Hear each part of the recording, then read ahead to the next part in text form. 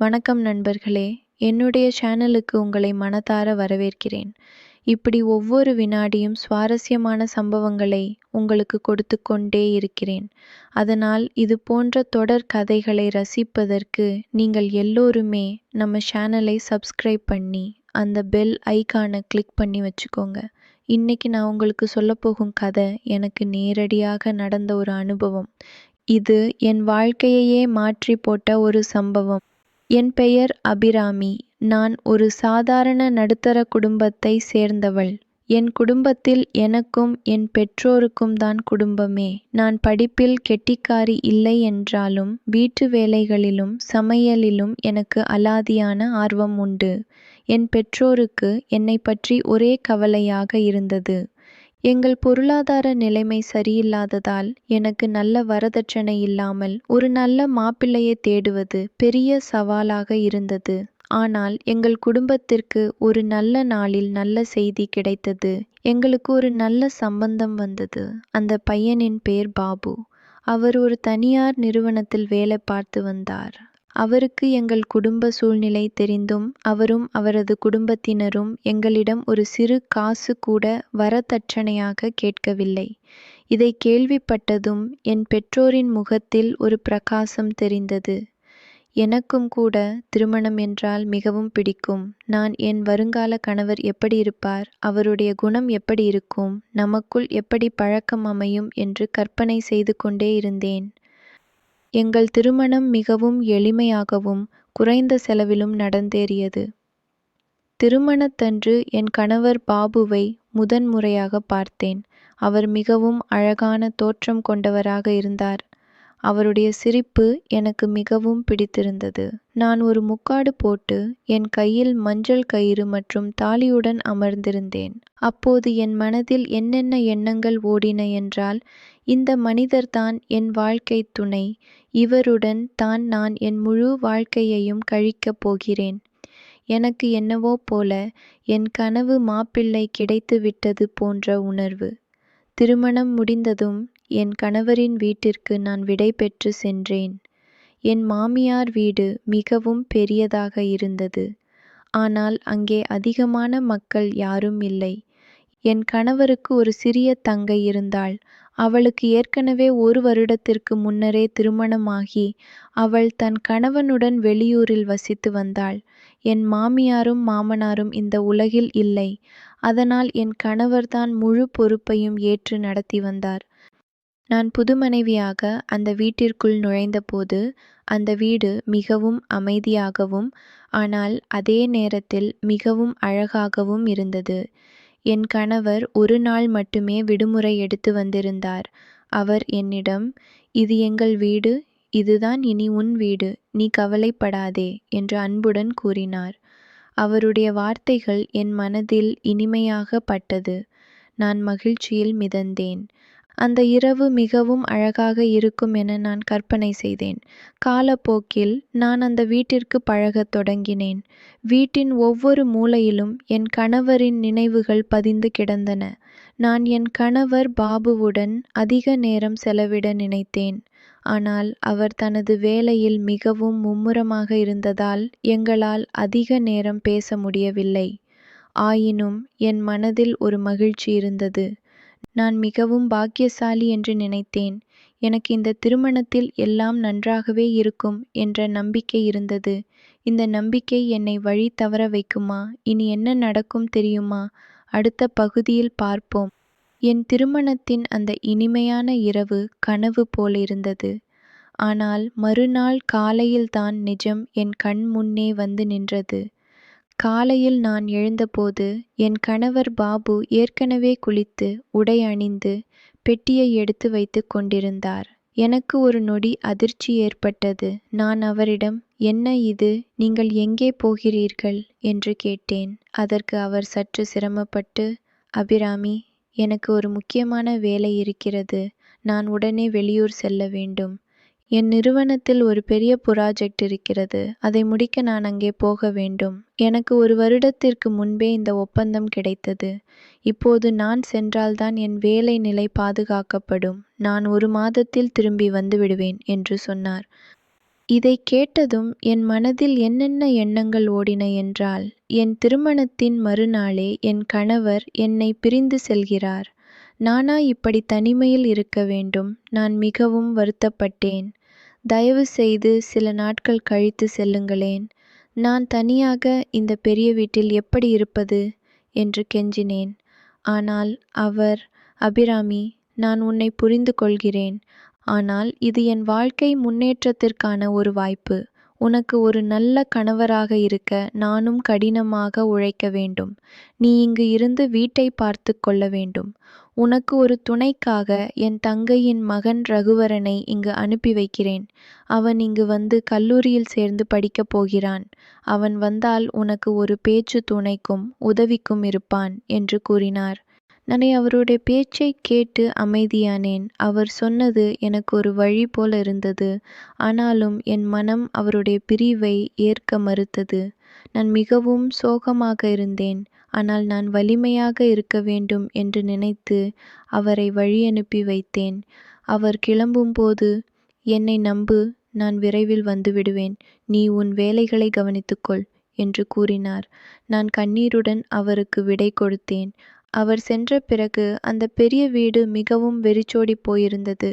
எனக்கு ஒரு வினாடி நேரம் தனிமை மிகவும் கடுமையாக தெரிந்தது. நான் பல நாட்கள் தனிமையில் கழித்தேன். ஒரு நாள் நான் என் கணவருக்கு தொலைபேசியில் அழைத்து, எனக்கு இங்கு யாரும் இல்லை, நான் மிகவும் பயமாக இருக்கிறது என்று சொன்னேன். அதற்கு அவர், அமைதியாக இரு, ரகுவரன் சீக்கிரம் வந்து விடுவான். அவன் வரும் வரை நீ குதிரைகளை பார்த்துக்கொள், அது உனக்கு மனதை திருப்பும் என்று சொன்னார். நான் அவர் சொன்னதை கேட்டு வீட்டின் பின்புறம் இருந்த குதிரை தொழுவத்திற்கு சென்றேன். அங்கு 2 அழகான குதிரைகள் இருந்தன. ஒரு குதிரை கருப்பு நிறத்திலும் மற்றொரு குதிரை வெள்ளை நிறத்திலும் இருந்தது. அந்த வெள்ளை குதிரையின் கண்கள் மிகவும் அழகாக இருந்தன. அது நீல நிற கண்கள் கொண்டிருந்தது. நான் அதற்கு உணவு கொடுக்க சென்றபோது அது என் அருகில் வந்து தன் தலையை என்னுடன் தேய்த்து கொண்டது. அந்த குதிரை என்னை பார்த்தவுடன் மிகவும் பாசமாக நடந்து கொண்டது. எனக்கு அந்த குதிரை மீது ஒரு பற்று ஏற்பட்டது. நான் ஒவ்வொரு நாளும் அந்த குதிரையிடம் சென்று நேரம் கழிக்கத் தொடங்கினேன். அது என்னுடைய பேச்சைக் கேட்டு எனக்கு பதிலளிப்பது போல உணர்ந்தேன். நான் படிப்படியாக அதனுடன் பழகத் தொடங்கினேன். இந்த குதிரையின் மீது ஏற்பட்ட பாசமும் ரகுவரனின் வருகையும் என் வாழ்க்கையில் என்ன மாற்றத்தை ஏற்படுத்தும்? அடுத்த பாகத்தில் பார்ப்போம். நான் காலையில் எழுந்து வீட்டு வேலைகளை முடித்து குதிரை தொழுவத்திற்கு சென்று அந்த வெள்ளை குதிரைக்கு உணவு கொடுத்து அதனுடன் பேசி நேரம் கழிப்பது எனக்கு ஒரு தினசரி பழக்கமாகிவிட்டது. அந்த குதிரை என்னை மிகவும் நேசித்தது. நான் அதற்கு உணவு கொடுக்கும்போது அது மெதுவாக என் கையை நக்கி அதன் மூலம் அது எனக்கு நன்றி சொல்வது போல இருக்கும். நான் அதனுடன் என்னுடைய தனிமையை பகிர்ந்து கொள்ள ஆரம்பித்தேன். குதிரையே, நான் மிகவும் தனிமையாக இருக்கிறேன். என் கணவர் எனக்காக இல்லை. நான் இந்த பெரிய வீட்டில் தனியாக இருக்கிறேன். நீ மட்டும்தான் எனக்கு துணை என்று நான் அதனிடம் சொல்லி அழுது கொண்டே இருந்தேன். அது என்னை பார்த்து தன் கண்களால் புரிந்து கொண்டது போலிருக்கும். சில நாட்கள் கழித்து என் கணவர் சொன்னது போல என் மருமகன் ரகுவரன் வந்து சேர்ந்தான். அவன் வந்த அந்த முதல் நாள் நான் கதவை திறக்கையில் ஒரு அழகான இளைஞன் சற்று சிரிப்புடன் நின்று கொண்டிருந்தான். அவன் பார்ப்பதற்கு மிகவும் கம்பீரமாக இருந்தான். அவன், வணக்கம் அத்தை, நான் ரகுவரன். நீங்கள்தான் என் புதிய அத்தை இல்லையா? நீங்கள் மிகவும் அழகாக இருக்கிறீர்கள் என்று சொன்னபோது எனக்கு சற்று வெட்கமும் ஆச்சரியமும் ஏற்பட்டது. நான் அவனை வரவேற்று வீட்டிற்குள் அழைத்து வந்தேன். உனக்கு என் அழகு தெரியாது, நீ உள்ளே வா. முதலில் உன் உடைமைகளை வைத்துவிட்டு ஓய்வு எடு. நான் உனக்கு சிற்றுண்டி தயார் செய்கிறேன் என்று சொன்னேன். அவன் ஒரு பெரிய பையுடன் வந்திருந்தான். அவனுக்கு வயது 20. ஆனால் அவனுடைய பேச்சிலும் நடத்தையிலும் அவன் மிகவும் முதிர்ச்சியாக இருந்தான். நான் அவனுக்கு ஒரு அறை காட்டினேன். அந்த அறை மிகவும் விசாலமாகவும் காற்றோட்டமாகவும் இருந்தது. அவன் அந்த அறையை பார்த்து மிகவும் ரசித்தான். நான் அவனுக்கு சிற்றுண்டி செய்து கொடுத்தேன். அவன் சிற்றுண்டி சாப்பிடும்போது, அத்தை, உங்கள் சமையல் மிகவும் அருமை. இது முதல் முறையாக நான் இங்கு வந்தாலும் நீங்கள் எனக்கு உறவாக உணர்கிறீர்கள் என்று புகழ்ந்தான். அவனுடன் பேசிய சில மணி நேரத்தில் எனக்கு ஒரு வித்தியாசமான உணர்வு ஏற்பட்டது. அவன் என்னிடம் மிகவும் நெருக்கமாக பழகினான். அன்று மாலை நான் குதிரைகளுக்கு உணவு கொடுக்க சென்றேன். நான் அங்கு செல்லும்போது ரகுவரனும் என்னுடன் வந்தான். அவன் அந்த வெள்ளை குதிரையை பார்த்தவுடன், அத்தை, இந்த குதிரை மிகவும் அழகாக இருக்கிறது. இதன் பெயர் என்ன என்று கேட்டான். நான், இதற்கு இன்னும் பெயர் வைக்கவில்லை. நான் இதற்கு பெயர் வைக்கப் போவதில்லை. ஏனெனில் இது எனக்கு மிகவும் பிடித்தது என்று சொன்னேன். பிறகு அவன், அத்தை, உங்களுக்கு இந்த குதிரையில் சவாரி செய்ய தெரியுமா என்று கேட்டான். நான் சற்று சிரித்து, எனக்கு தெரியாது. நான் ஒருபோதும் குதிரையில் ஏறியிருந்ததில்லை என்றேன். அவன், எனக்கு சிறுவயதில் குதிரை சவாரி செய்யும் பழக்கம் இருந்தது. ஆனால் நான் ஒருமுறை விழுந்து என் காலில் காயம் ஏற்பட்டதால் நான் அதை விட்டுவிட்டேன். ஆனால் இந்த குதிரையை பார்க்கும்போது மீண்டும் சவாரி செய்ய வேண்டும் போலிருக்கிறது என்றான். நான் அவன் சொன்னதைக் கேட்டு, நீ கவனமாக இரு. இந்த குதிரை பழக்கப்பட்டதுதான் என்றாலும் அது எப்போது வேண்டுமானாலும் துள்ளும் என்று சொன்னேன். அன்று முதல் ரகுவரன் அடிக்கடி குதிரை தொழுவத்திற்கு வந்து அந்த வெள்ளை குதிரையுடன் நேரம் செலவிட ஆரம்பித்தான். அவன் அந்த குதிரையிடம் மிகவும் பாசமாக நடந்து கொண்டான். நான் இதை பார்த்து மகிழ்ந்தேன். ஏனெனில் அந்த குதிரைக்கு நல்ல துணை கிடைத்தது. ஆனால் படிப்படியாக ரகுவரனிடம் நான் சில விசித்திரமான மாற்றங்களை கவனிக்க ஆரம்பித்தேன். அவன் இரவில் தனது அறையிலிருந்து வித்தியாசமான சப்தங்களை எழுப்பினான். மேலும் அவன் என்னிடம் மீண்டும் மீண்டும், அத்தை, உங்கள் வெள்ளை குதிரையில் என்னை ஒரு முறை சவாரி செய்ய அனுமதிப்பீர்களா என்று கேட்டான். முதலில் நான் இதை ஒரு பொருட்டாக எடுத்து கொள்ளவில்லை. அவன் ஒரு குழந்தை, அதனால்தான் இப்படி கேட்கிறான் என்று நினைத்து நான் அவனை கண்டு கொள்ளாமல் இருந்தேன். ஆனால் இது தொடர்ந்து நிகழ்ந்தது. ரகுவரனின் இந்த விடாமுயற்சிக்கு பின்னால் என்ன இருக்கிறது? அவன் குதிரை சவாரி பற்றி மட்டுமா பேசுகிறான், அல்லது வேறு எதையாவது குறிப்பிடுகிறானா? அடுத்த பாகத்தில் பார்ப்போம். ரகுவரன் வந்து சில வாரங்கள் ஆகியிருந்தன. அவன் கல்லூரியில் சேர்ந்து படிப்பில் கவனம் செலுத்தத் தொடங்கினான். ஆனால் அவனுடைய நடத்தையில் சில மாற்றங்கள் எனக்கு சந்தேகத்தை எழுப்பின. அவன் இரவு 10 மணிக்கு மேல் வீட்டிற்கு வருவது இல்லை. ஆனால் வந்ததும் அவனது அறையிலிருந்து ஒரு விசித்திரமான ஓசை தொடர்ந்து வந்தது. முதலில் நான் அதை பெரிதாக எடுத்துக்கொள்ளவில்லை. ஆனால் ஒரு நாள் இரவு நான் தூங்கிக் கொண்டிருந்த போது அந்த ஓசை மிகவும் அதிகமாக கேட்டது. நான் எழுந்து, எனக்கு பயமாக இருந்தது. நான் ஜன்னலுக்கு சென்று பார்த்தேன். ரகுவரனின் அறைக்கு வெளியே இருந்து சிறிது ஒலி வந்து கொண்டிருந்தது. நான் அவனது அறைக்கு சென்று கதவை தட்டினேன். ரகுவரன், எல்லாம் சரிதானே என்று கேட்டேன். உள்ளே இருந்து அவன், ஆமாம் அத்தை, நான் படித்து கொண்டிருக்கிறேன். நீங்கள் கவலைப்பட வேண்டாம் என்று பதில் சொன்னான். ஆனால் அவனது குரலில் ஒரு பதற்றம் இருந்தது. எனக்கு சந்தேகம் வந்தது. மறுநாள் நான் அவனிடம், ரகுவரன், நீ இரவில் எதற்காக அப்படி ஓசை எழுப்புகிறாய் என்று கேட்டேன். அவன் தயங்கி, அத்தை, நான் ஏதோ இசை கேட்டுக்கொண்டிருந்தேன், அதுதான் ஓசை என்று சொல்லி தப்பித்தான். நான் அவன் சொல்லை நம்பினேன். ஆனால் என் மனதில் ஒரு சந்தேகம் எஞ்சியது. இதற்கிடையில் ரகுவரன் காலையில் எழுந்ததும் முதலில் குதிரை தொழுவத்திற்கு செல்வான். அந்த வெள்ளை குதிரையுடன் அவன் பேசிக்கொண்டும் அதற்கு உணவு அளித்தும் நேரம் கழிப்பான். நானும் அங்கு சென்று அவனுடன் பேசுவேன். ஒரு நாள் நான் அவனிடம், ரகுவரன், உனக்கு இந்த குதிரை மீது ஏன் இவ்வளவு பிடிப்பு? நீ தினமும் இங்கு வருகிறாய் என்று கேட்டேன். அவன், அத்தை, இந்த குதிரை மிகவும் புத்திசாலி. இது என்னை நன்றாக புரிந்து கொள்கிறது. நான் சிறுவனாக இருந்தபோது என் பாட்டி வீட்டில் நிறைய குதிரைகள் இருந்தன. நான் அவற்றை மிகவும் நேசித்தேன். ஆனால் ஒருமுறை நான் ஒரு குதிரையில் இருந்து விழுந்ததால் என் பெற்றோர் என்னை குதிரைகளிடமிருந்து விலக்கி வைத்தனர். இங்கு வந்தபின் மீண்டும் குதிரைகள் மீது என் பாசம் வளர்ந்தது என்று சொன்னான். அவன் சொன்னதைக் கேட்டு எனக்கும் அவனுடைய குழந்தை பருவ நினைவுகள் நினைவுக்கு வந்தன. நானும் விலங்குகளை நேசிப்பவள்தான். ஆனால் ஒரு நாள் நான் ஒரு பெரிய அதிர்ச்சியை சந்தித்தேன். அன்று மாலை நான் ரகுவரனின் அறைக்கு தற்செயலாக சென்றபோது அவன் தனது தொலைபேசியில் ஒரு வீடியோவை பார்த்து கொண்டிருந்தான். அந்த வீடியோவில் ஏதோ குதிரைகள் சம்பந்தப்பட்டதாக இருந்தது. நான் உள்ளே நுழையவும் அவன் பதற்றத்துடன் தொலைபேசியை மறைத்தான். நான், ரகுவரன், நீ என்ன பார்க்கிறாய் என்று கேட்டேன். அவன், ஒண்ணுமில்லை அத்தை, நான் ஒரு பழைய படம் பார்த்து கொண்டிருந்தேன் என்று சொன்னான். ஆனால் அவனுடைய முகத்திலிருந்த பயம் எனக்கு சந்தேகத்தை அதிகப்படுத்தியது. நான் அவனிடம் கோபப்படாமல், நீ விரும்பினால் சொல்லலாம், நான் உன்னை கட்டாயப்படுத்தவில்லை என்று சொல்லிவிட்டு வெளியே வந்தேன். ஆனால் என் மனம் முழுவதும் அந்த விஷயமே ஓடிக்கொண்டிருந்தது. இரவில் மீண்டும் அந்த விசித்திரமான ஓசை கேட்டது. இம்முறை நான் பொறுமையிழந்து எழுந்து அவன் அறைக்கு சென்றேன்.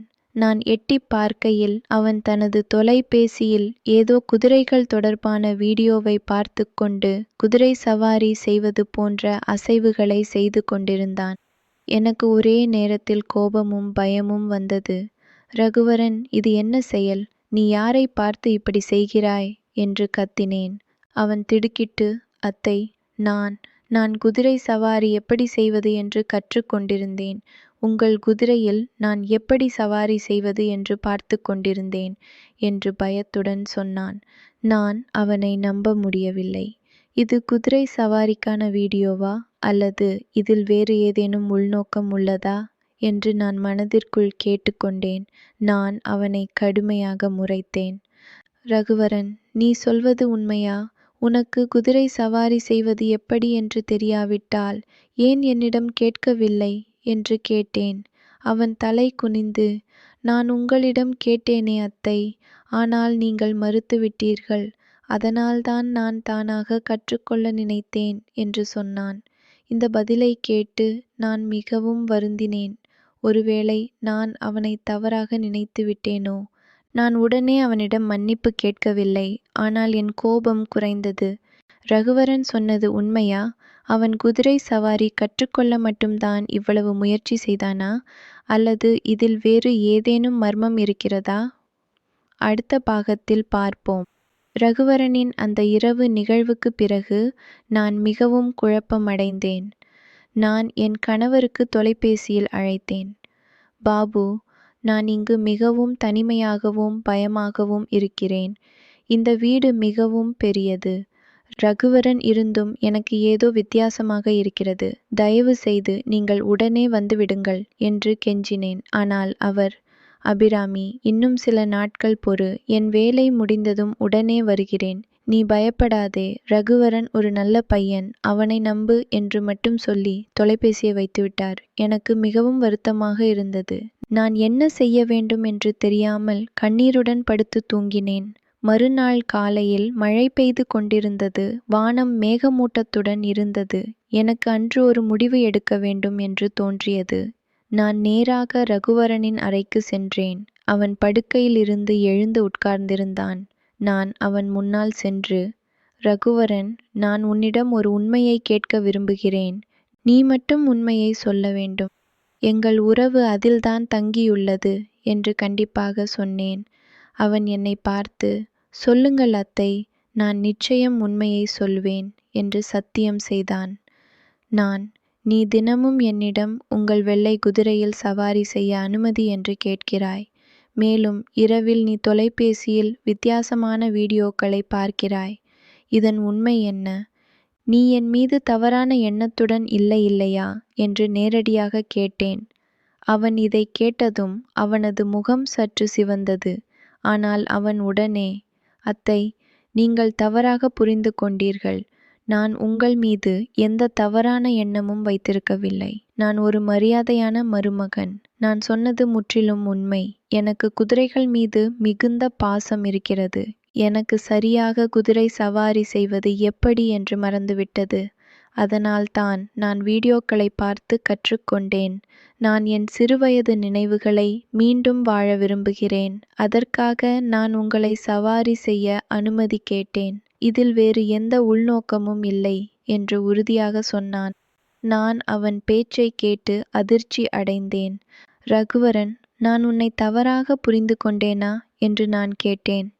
அவன், ஆமாம் அத்தை, நீங்கள் முற்றிலும் தவறாக புரிந்து கொண்டீர்கள். நான் ஒரு மரியாதையான மனிதன். உங்கள் மீது எந்த தவறான எண்ணமும் இல்லை. இந்த குதிரை சவாரி எனக்கு ஒரு கனவு. அதை நிறைவேற்ற நான் விரும்புகிறேன் என்று சொன்னான். இதைக் கேட்டு எனக்கு மிகவும் வருத்தமாக இருந்தது. மன்னிக்கவும் ரகுவரன், நான் உன்னை காயப்படுத்தி விட்டேன். நான் உன்னை தவறாக புரிந்து கொண்டேன் என்று நான் மன்னிப்பு கேட்டேன். அவன் சிரித்து, பரவாயில்லை அத்தை, இது ஒரு தவறான புரிதல். இது எங்கள் உறவை பாதிக்காது என்றான். நான் மனதில் ஒரு பெரிய சுமை இறங்கியது போல உணர்ந்தேன். அந்த நேரத்தில் வெளியே கதவு தட்டும் சத்தம் கேட்டது. நான் ஓடி சென்று கதவை திறந்தேன். அங்கே என் கணவர் பாபு நின்று கொண்டிருந்தார். அவர் மழையில் நனைந்து சிரித்து கொண்டு நின்றார். அபிராமி, நான் வந்துவிட்டேன். இனி நீ தனியாக இல்லை என்று சொன்னார். நான் அவரை பார்த்ததும் என் கண்களிலிருந்து கண்ணீர் வழிந்தது. பாபு, நீங்கள் வந்துவிட்டீர்களா? நான் மிகவும் மகிழ்ச்சியாக இருக்கிறேன் என்று சொல்லி அவரை கட்டி அணைத்து கொண்டேன். அந்த நேரத்தில் ரகுவரனும் அங்கு வந்தான். அவன், மாமா, நீங்கள் வந்துவிட்டீர்களா என்று கேட்டு அவரை வரவேற்றான். இப்போது குடும்பம் முழுவதும் ஒன்று கூடியுள்ளது. ஆனால் என் கணவரின் பார்வையிலிருந்து ரகுவரனின் உண்மையான நோக்கத்தை மறைக்க முடியுமா? அடுத்த இறுதி பாகத்தில் பார்ப்போம். என் கணவர் பாபு வந்தவுடன் என் வாழ்க்கையில் ஒரு புதிய பிரகாசம் ஏற்பட்டது. அவர் என்னை பார்த்து, அபிராமி, நான் இப்போது நிரந்தரமாக இங்கேயே இருக்க முடிவு செய்துவிட்டேன். என் நிறுவனத்தில் வேறு ஒரு கிளையில் பணி மாற்றம் கேட்டு விண்ணப்பித்தேன். அது அங்கீகரிக்கப்பட்டுவிட்டது. இனி நான் உன்னுடன் தான் இருப்பேன் என்று கூறினார். இதை கேட்டவுடன் எனக்கு மிகவும் மகிழ்ச்சியாக இருந்தது. நான் அவரிடம், உங்களுக்கு என் மீது தான் உண்மையான அன்பு இருக்கிறது. நீங்கள் எனக்காக உங்கள் வேலையையே மாற்றிக்கொண்டீர்கள் என்று நெகிழ்ச்சியுடன் சொன்னேன். அவர், நீதான் என் வாழ்க்கை. உனக்காக நான் எதையும் செய்வேன் என்று பதில் சொன்னார். அன்று மாலை நாங்கள் மூவரும் ஒன்றாக அமர்ந்து இரவு உணவு சாப்பிட்டோம். சாப்பிடும்போது ரகுவரன் எங்களிடம், மாமா, அத்தை, எனக்கு ஒரு விஷயத்தை சொல்ல வேண்டும். அத்தை, என்னை தவறாக புரிந்து கொண்ட ஒரு சம்பவம் நடந்தது. ஆனால் அது இப்போது சரியாகிவிட்டது. எனக்கு அத்தையின் மீது மரியாதை மட்டுமே இருக்கிறது என்று சொன்னான். என் கணவர் இதை கேட்டு, ரகுவரன், நீ ஒரு நல்ல பையன். நான் உன்னை நம்புகிறேன். அபிராமி புதியவள். அவளுக்கு பழக சிறிது நேரம் ஆகும் என்று கூறினார். நான் என் கணவரிடம், நான் ரகுவரனிடம் தவறாக நடந்து கொண்டேன். ஆனால் இப்போது நான் உண்மையை புரிந்து கொண்டேன். அவன் உண்மையில் குதிரைகளை நேசிக்கிறான். அவன் சிறு வயதில் குதிரை சவாரி செய்து விழுந்த கதையை சொன்னான். அதனால்தான் அவன் மீண்டும் சவாரி செய்ய கற்றுக்கொள்ள விரும்புகிறான். நான் அவனுக்கு அனுமதி கொடுத்து விட்டேன் என்று சொன்னேன். என் கணவர் சிரித்து, அப்படியானால் நாளை நாம் அனைவரும் சேர்ந்து ஒரு குதிரை சவாரி போகலாமா? ரகுவரனுக்கு நாம் கற்றுக் கொடுக்கலாம் என்று முன்மொழிந்தார். இதை கேட்டு ரகுவரன் மிகவும் மகிழ்ச்சியடைந்தான். அடுத்த நாள் காலை வானம் தெளிவாக இருந்தது. நாங்கள் மூவரும் குதிரை தொழுவத்திற்கு சென்றோம். ரகுவரன் மிகவும் ஆர்வத்துடன் இருந்தான். நான் அவனுக்கு அந்த வெள்ளை குதிரையை அணுகுமாறு சொன்னேன். அவன் மெதுவாக குதிரையின் அருகில் சென்று அதன் முதுகில் தட்டி கொடுத்தான். குதிரை அமைதியாக இருந்தது. பிறகு என் கணவர் அவனுக்கு குதிரை ஏற்றும் முறையை காட்டிக் கொடுத்தார். ரகுவரன் குதிரையின் மீது ஏறினான். முதலில் சற்று பயம் இருந்தது. ஆனால் விரைவில் அவன் தன்னம்பிக்கை அடைந்தான். நானும் என் கணவரும் மற்ற குதிரையில் ஏறி அவனுடன் சேர்ந்து சென்றோம். அந்த சவாரி மிகவும் இனிமையாக இருந்தது. ரகுவரன் திரும்பி வந்ததும், அத்தை, உங்களுக்கு நன்றி. நீங்கள் இல்லாமல் இந்த கனவு நிறைவேறியிருக்காது. நான் இப்போது ஒரு உண்மையான குதிரை வீரனாகிவிட்டேன் என்று மகிழ்ச்சியுடன் சொன்னான். நான் அவனை பார்த்து, ரகுவரன், நான் தான் உனக்கு நன்றி சொல்ல வேண்டும். நீ இல்லாவிட்டால் நான் என் மனதில் இருந்த சந்தேகத்தை தீர்த்து கொண்டிருக்க மாட்டேன்.